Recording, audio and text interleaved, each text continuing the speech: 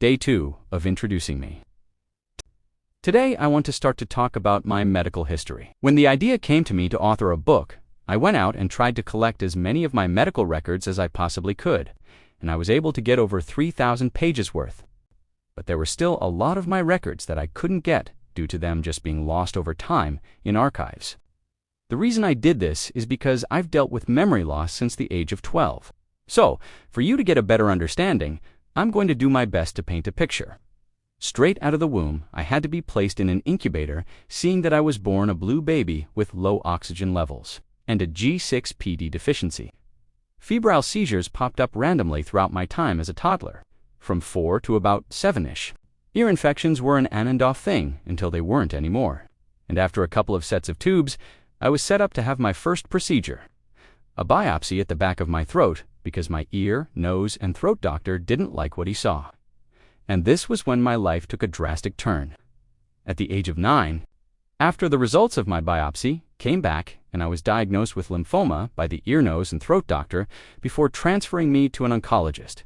He performed an emergency bone marrow and spinal tap procedure in a normal-looking primary care office, and I went through this while I was awake, ... With the reason being that he had to see if the cancer was also in my bone marrow, and it was.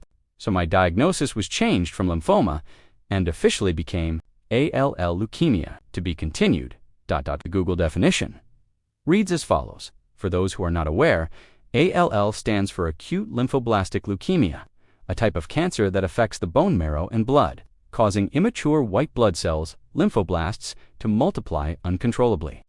This rapid growth can lead to a buildup of leukemic cells, which crowd out healthy blood cells and disrupt organ function.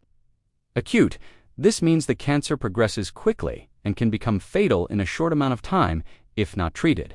Lymphoblastic. This refers to the type of cell that becomes cancerous. It starts with the immature lymphoid cells, specifically which are early-stage white blood cells. Leukemia. This is the name for the cancer of the blood and bone marrow. To know the in-depth version of all of this part of my story, I do apologize. But you will have to follow along with my writing journey and wait for my autobiography to come out where I speak through the emotions of it and all in detail. But for now, I just want to paint the best picture of me, to give you more of an image of my why. I'm so passionate about this book because helping others brings me pure joy that I just can't begin to explain without my story. This is why I'm going outside of my comfort zone to make an online presence.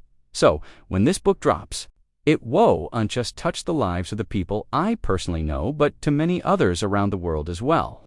And why am I so willing to share my story to help others? It's because I want people struggling to know they aren't alone. Written by yours truly, John L. Newman, the soon-to-be author of Lost But Not Left. Thank you to all who take the time to read along.